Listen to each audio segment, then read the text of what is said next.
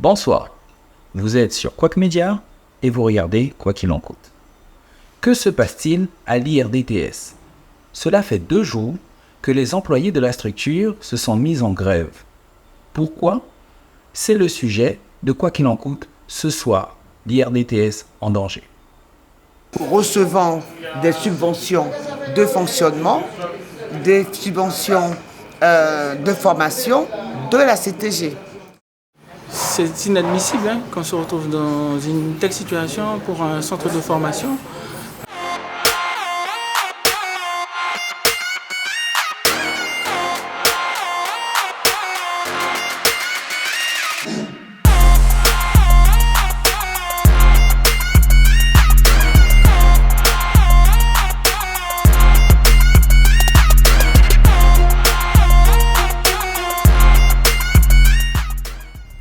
L'IRDTS, Institut régional de développement du travail social, a été fondé en 1998. Avec en moyenne 150 étudiants par an en formation initiale et 90 étudiants par an en formation continue, il est le seul organisme en Guyane à former les travailleurs sociaux.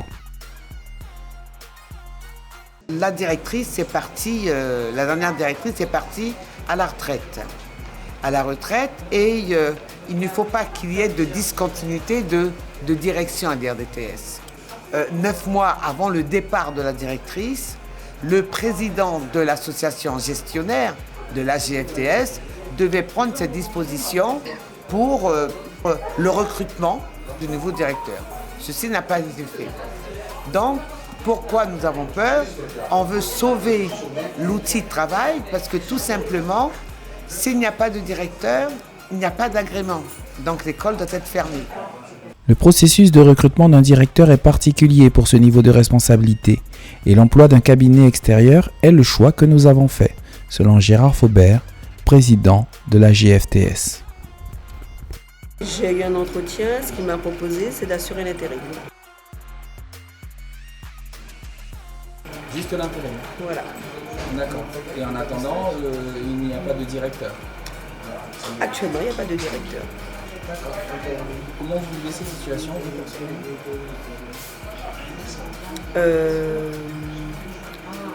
Je dirais que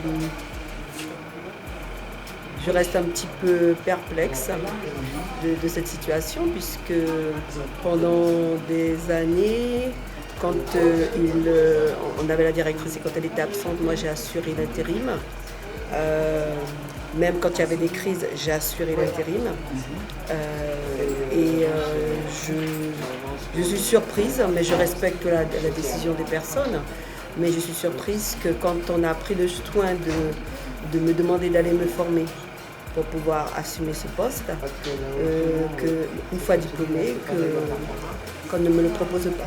L'autre problème, c'est, comme vous le savez, l'IRDTS est gérée par une association loi 1901 et conformément à la loi de décentralisation, la formation professionnelle demeure la compétence de la région, pour nous la CTG.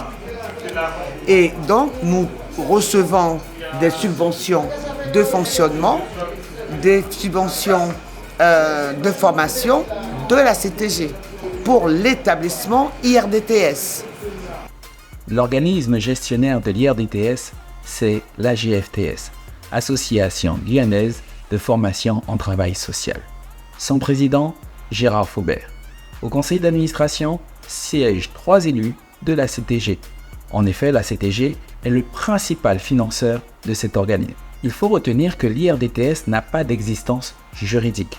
Comme tous les IRTS de France, on peut dire qu'il s'agit d'une marque, d'un nom. Les collectivités territoriales sont astreintes à financer les IRTS. Et pour le coup, ce sont les organismes gestionnaires qui reçoivent les fonds. Donc, qu'est-ce qui se passe? C'est que jusque-là, la GFTS, Association gestionnaire, avait son siège ici même. Ils estiment que les fonds alloués à l'IRDTS étaient les leurs. Donc, ils prennent un siège, ils prennent des locaux, ils embauchent du personnel affecté à la GFTS et toutes les dépenses de l'association gestionnaire sont ponctionnés sur les budgets de l'IRDTS. Nous n'avons pu avoir de réponse du président qui argumentait sur le fait que cela était l'objet d'une action en justice. La CTG a mandaté un audit auprès d'un cabinet, Calia, qui a mis en exergue toutes les difficultés rencontrées par l'IRDTS avec son organisme de gestion, la GFTS. Nous avons pu nous procurer une copie de l'audit commandité par la CTG. Cet audit fait état des difficultés de la relation entre la GFTS et les membres de l'IRDTS. Une plainte a bien été déposée pour détournement de fonds qui, aujourd'hui, a priori, serait classé sans suite par le procureur. l'IRDTS n'a jamais eu de budget, tandis que toutes les sommes qui sont allouées sont strictement dédiées à l'IRDTS, à l'activité de l'IRDTS. Et comme ils ont embauché du personnel et qu'ils ont créé leur siège, ils ont forcément des dépenses. Alors que nous sommes dans un pays où on a besoin de développer justement l'enseignement, la formation des jeunes, et un taux de chômage très important, donc c'est inadmissible qu'on ait des centres de formation qui ferment au fur et à mesure, tels que l'OPAF. Aujourd'hui, c'est l'IRDTS qui est en danger. Donc je me demande s'il n'y a pas une volonté politique derrière tout ça. Nous avons également pu joindre les élus de la CTG. Il semblerait que la CTG ait, lors de l'ancienne mandature et aujourd'hui encore, alerté la présidence de l'association quant à sa gestion.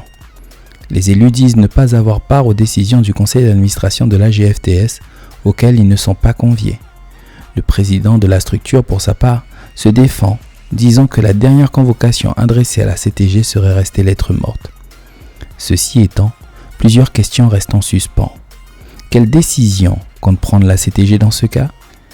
Avec 90% du financement de la structure, pourquoi la CTG ne pèse pas plus sur les décisions ? Enfin, comment le président de la GFTS pourrait-il prendre les décisions seul, eu égard aux sommes en jeu ? Cette somme s'est détournée, je suis désolé, c'est le français, cette somme va ailleurs que dans les fonds destinés, que la cible destinée. On attend d'abord que le président enfin se décide à nommer une directrice, et nous en avons une ici, qui a toutes les compétences, qui remplit toutes les conditions de forme pour exercer cette profession. On a l'impression qu'il y a une espèce d'habitude. On a tellement parlé de spécificité de la Guyane qu'on rentre dans ce ridicule que à nous-mêmes, bon, nous qui rangez bête, non, stop. Nous n'avons pas la prétention de vous offrir toutes les réponses. Néanmoins, nous espérons avoir pu vous éclairer même un peu. Cette émission est maintenant terminée. Nous espérons que vous avez pu l'apprécier et nous vous donnons rendez-vous pour une prochaine émission. À bientôt.